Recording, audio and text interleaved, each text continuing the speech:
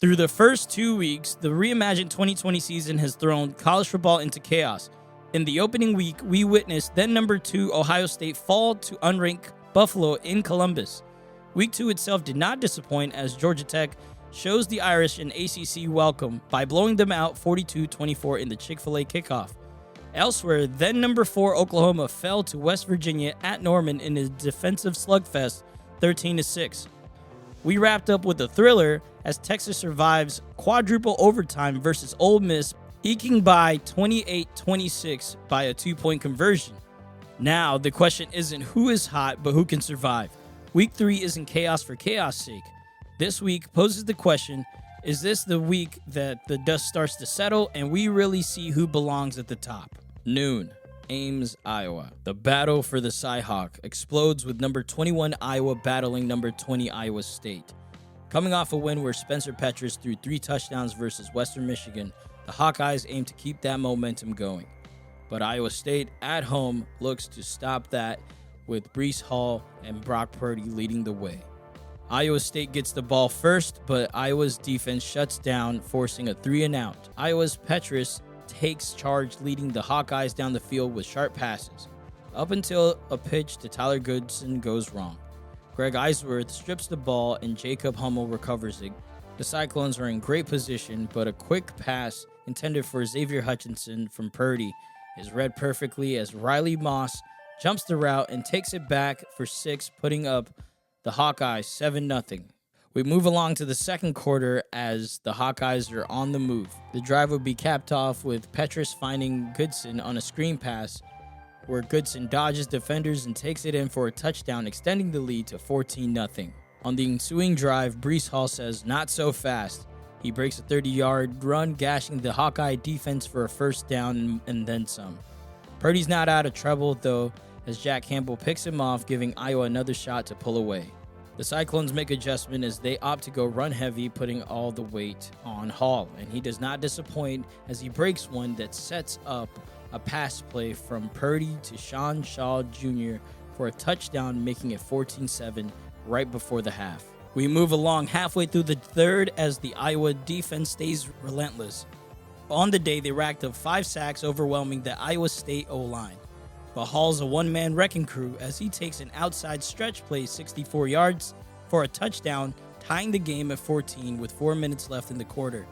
Hall powers through for his first touchdown of the day, part of his massive 185 yards on 12 carries. The Hawkeyes' next drive fizzles out while State sneaks a field goal before the third, taking a 17-14 lead. In the fourth, Petras regains control but throws a pick to Orion Vance. The Cyclones settle for 3, extending it to 20-14. Iowa State kicking another field goal, 23-14, with less than 2 minutes to go. Petras connects with Brandon Smith for a 38-yard touchdown strike to 23-21 for an onside kick, but the Iowa State Cyclones recover, sealing the 23-21 thriller and claiming the Cyhawk in this 2020 reimagined reset. Breece Hall's 185 yards on 12 carries and a touchdown was the big play of the game, while Iowa's 5 sacks and Miller Moss's pick 6 kept it close. And Iowa will be back on the road in a couple weeks as they host Minnesota. UCF at Penn State. Our second fixture takes us to Happy Valley. Number 5 Penn State welcomes number 19 UCF for their home opener, riding a high after crushing Syracuse last week. The Knights are trying to play spoiler as they are hungry, chasing a massive upset. Penn State starts with the ball, but Sean Clifford's pass sails with the UCF coming up with an interception, setting an early chance to strike. But the Nittany Lions defense stands tall, though holding UCF to a field goal for early 3-0 lead Knights. Fast forward to the second quarter, and it's a defensive grind. UCF's relentless pressure forces Penn State to settle for a field goal, but the Knights answer back with their second one, making the score 6-3. Late into the half, powering for his third rushing touchdown of the season with under 15 seconds to go, giving the Nittany Lions a 10-6 edge. The Knights push for points when Dylan Gabriel tries to go for a home run pass, but it's snatched by Joey Porter Jr., slamming the door shut at halftime. The third quarter, UCF kicks their 4th field goal, making it 12-10, their first lead since the opening quarter. In the fourth, Penn State struggles to find a rhythm under UCF's suffocating defense. The Knights marched down the field on offense with Dylan Gabriel taking it himself for a rushing touchdown to stretch the lead to 19-10. UCF tacks on another field goal, making it 22-10 as time dwindles. With the game slipping away, Clifford tries to make a rally but throws a pick to Brandon Moore, sealing the upset for the Knights as they storm Happy Valley and shock number 5 Penn State 22-10. The big takeaway here is UCF's defense dominating, sacking Clifford 5 times, holding Penn State to just 152 yards and 9 first down, and the Knights' late scores secure a massive upset, shaking up things across college football, and Penn State looks to rebound as they will be in action against Kent State. And for the Knights, they will travel back to Orlando where they will host South Carolina, trying to continue the momentum. Our next matchup finds the number 1 team in the nation, Clemson, on the road against the UNC Tar Heels. For North Carolina, they're trying to make some noise with Sam Howell and the offense, while Clemson has high hopes for the season and potentially for Trevor Lawrence, a Heisman for himself. Javonte Williams for North Carolina is also a factor in this game as he's coming off an almost 100-yard game with 2 touchdowns. The Tar Heels will get the ball first and would start on the ground, but the drive would stall, forcing them to punt to the Tigers as they would set up shop with a decent return. Travis Etienne wastes no time on a run that puts the Tigers in great field position on the Tar Heel 30. Trevor Lawrence would get in on the action on the ground, adding another 20 as he would scamper, giving the Tigers an opportunity to score inside the red zone. Lawrence hands it off to Etienne, who punches it in to make it 7-0 Tigers. On the ensuing drive, the Tar Heels failed to garner any momentum as they would have to punt it yet again to the Clemson offense. Lawrence and Amari Rodgers connect on the drive, but it's short-lived as they too will fall victim to the 3-and-out. As the Tar Heels get the ball back, Clemson's Justin Foster would get back to the backfield, bringing down Sam Howell on an attempted quarterback run. We move on with Clemson with the ball as they're having success on the ground with Etienne. They're threatening again, and this time outside of the red zone.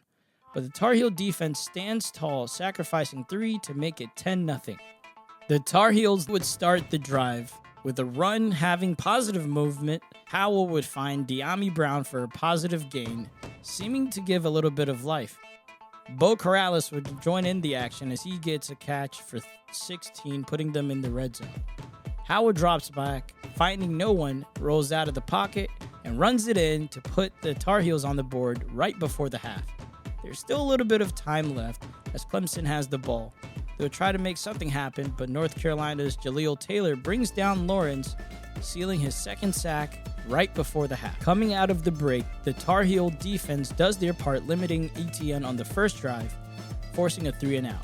But it would be short-lived as when turn the ball over when Sam Howell, looking for Kyfree Brown, is picked off by Landon Zanders. Trevor Lawrence would get in on the action for 13 as he would call his number yet again, extending the lead to 17-7. And unfortunately, on the ensuing drive, Howell is sacked and fumbles in the shadow of his own end zone and is scooped up by Tyler Davis, who rumbles into the end zone, making it 24-7. And in less than 3 minutes, they've scored 14 unanswered, and this blowout seems to be on hand. In the fourth quarter, Lawrence would call his own number and take it to the house for 40 yards, putting the nail in the coffin, 34-7.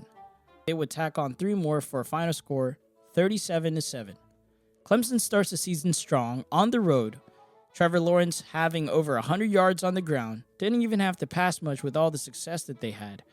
For Clemson, this is an encouraging start on the road against a very good Tar Heel team as they begin their march onwards to the national championship. They'll be back in North Carolina to face the Wolfpack. North Carolina, on the other hand, struggled all day.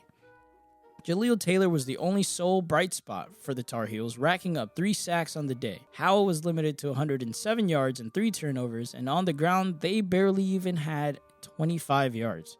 UNC will look to bounce back as they'll be in action against Georgia Tech in a couple of weeks. Our final matchup takes us down to Tuscaloosa on a rainy Saturday night, where the number 2 Alabama Crimson Tide hosts the number 10 Texas A&M Aggies. The weather looks to be a factor early with slick conditions affecting both sides. Alabama gets the ball first and moves efficiently downfield, until Mac Jones makes an uncharacteristic mistake, throwing right to the defense.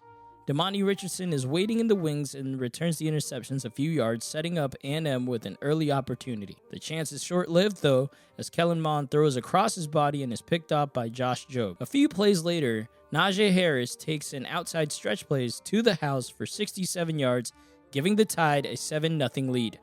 Texas A&M tries to respond, but immediately turns the ball over as Mond throws another interception.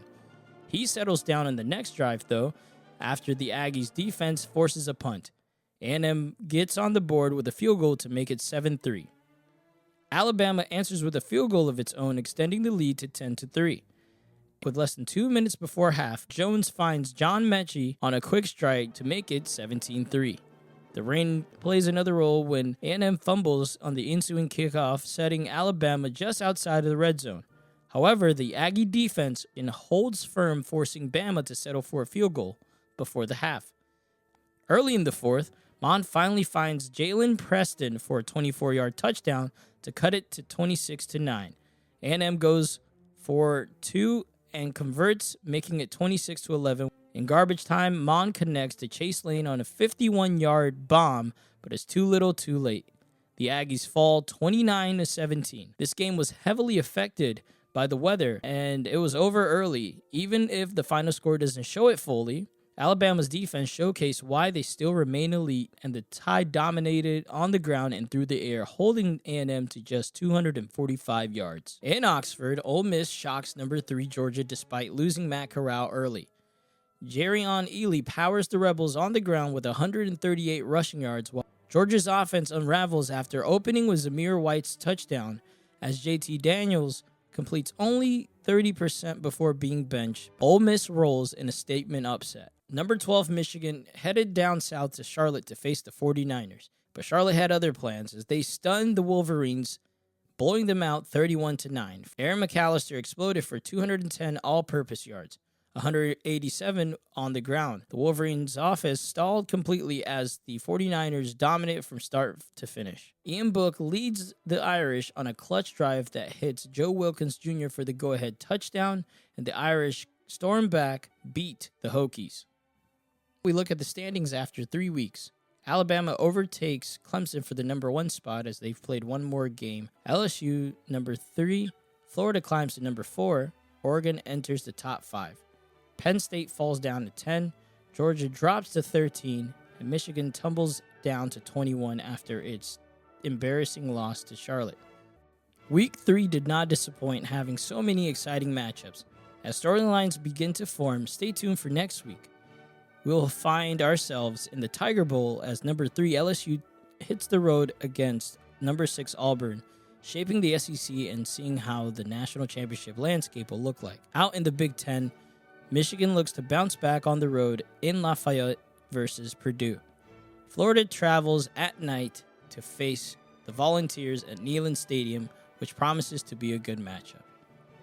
As always, if you like the content, please consider to like, share, and subscribe for more. Thank you.